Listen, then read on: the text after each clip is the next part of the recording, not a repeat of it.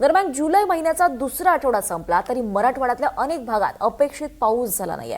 त्यामुळे अनेक शेतकऱ्यांच्या पेरण्या या रखडल्यात। चांगला पाऊस झाला तरच पेरण्या करू अशी भावना शेतकऱ्यांची आहे, पण आता अनेक पिकांच्या पेरणीचा कालावधी संपतोय। त्यामुळे त्या पिकांची पेरणी करू नये असं आवाहन आता कृषी विभागाकडून केलं जात आहे। मग नेमकी कोणत्या पिकांची पेरणी करावी आणि कोणत्या पिकांची पेरणी करू नये याबाबतची सविस्तर माहिती घेतली आहे आमचे प्रतिनिधी मोहसिन शेख यांनी।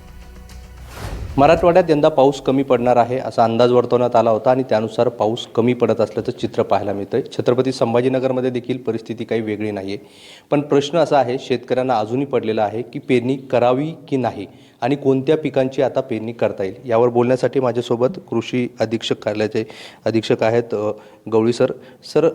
आता 16 जुलै आहे। अनेकदा आपण बघतो की 7 ते 10 जुलै किंवा 15 जुलैची मध्ये पेरण्या सुरू होतात। यंदा पाऊस उशिरा झालाय। काही लोकांनी पेरणी केली, 44% मराठवाड्यात पेरणी झाली नाही। तर आजच्या तारखेत आता कोणत्या पेरण्या कराव्या किंवा कोणत्या पेरण्या करू नये काय आव्हान केलं जात आहे? नमस्ते। आपण म्हणताय तसं की यावर्षी पाऊस उशिरा सुरू झाला। संभाजीनगरमध्ये पाऊस आपल्याकडे आलेला आहे। 26 जूनपासून पाऊस आला, परंतु झालं काय की 26 जूनपासून ते आतापर्यंत जो पाऊस आपल्याला मिळालेला आहे तो पाऊस एकंदरीत आजपर्यंत जो सरासरी पाऊस पडतो त्याच्या जी सरासरी जर बघितली आपण तर आपल्या संभाजीनगरच्या याच्यामध्ये आपल्याला 184 मिलीमीटर ॲक्च्युअल रेनफॉल आपल्याला आतापर्यंत पडलेला आहे आणि 193 मिलीमीटर पाऊस आपल्याला नॉर्मल हा रेनफॉल आहे। तर जी तूट आहे जवळपास एक 5% तूट आतापर्यंतच्या पावसामध्ये आहे, परंतु हा पाऊस उशिरा सुरू झाला त्याच्यामुळे बऱ्यापैकी शेतकऱ्यांनी उशिरा पेरण्या केल्या। परंतु आज संभाजीनगरची जर परिस्थिती बघितली तर एक 85% वरती आपण पेरण्या आपल्या संभाजीनगर जिल्ह्याच्या पोहोचलेल्या आहेत।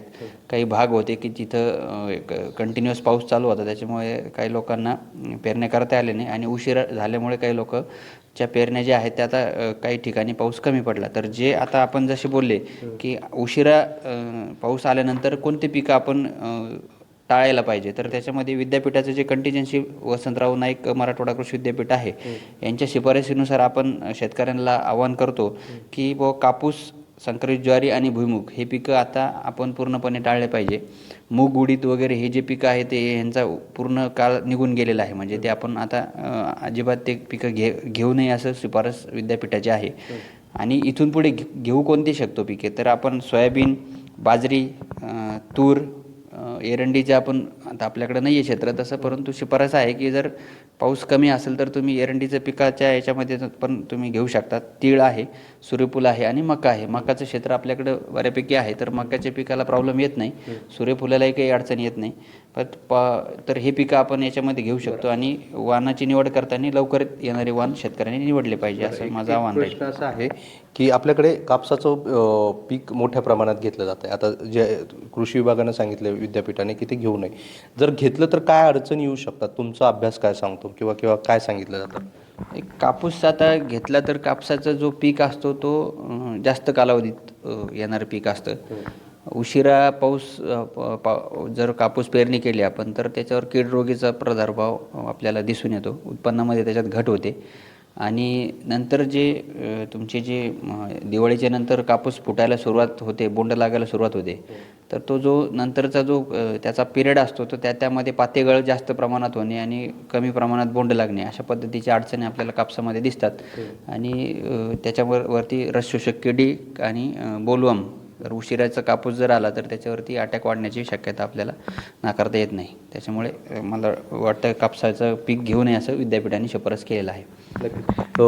विद्यापीठ म्हणजे परभणीचे जे कृषी विद्यापीठ आहे त्यांनी आता हे सगळ्या सूचना दिलेल्या आहे। आकडेवारी जर बघितली तर 63% एवढं कापसाची लागवड मराठवाड्यात झालेली आहे। बाकीचं अजूनही कापूस लावलेला नव्हता, तर आता त्या शेतकऱ्यांनी गडबड करू नये किंवा आता कापूस लावू नये असा सल्ला दिला जातोय। त्याचं कारण तसं आहे, उशिरा लावलेलं कापसाचं उत्पन्न कमी होईल आणि त्याच्यावर रोगराई देखील पसरेल आणि खर्च वाढेल आणि त्यामुळे लावलेलं उत्पन्न देखील निघणं अवघड होईल। त्यामुळे शेतकऱ्यांनी आता आजपासून जी लागवड जर करत असेल किंवा पाऊस पडला ज्या भागात पडला आता या पुढे तर त्यांनी लागवड करताना जी कृषी विभागाने सल्ला दिला आहे त्याची काळजी घ्यावा, जेणेकरून तुमचं नुकसान टाळता येईल आणि तुमची जी पिकं आहे त्याचंही नुकसान होणार नाही। व्हिडिओ जर्नलिस्ट राहुल चव्हाणसह मोहसिन शेख, NDTV, छत्रपती संभाजीनगर।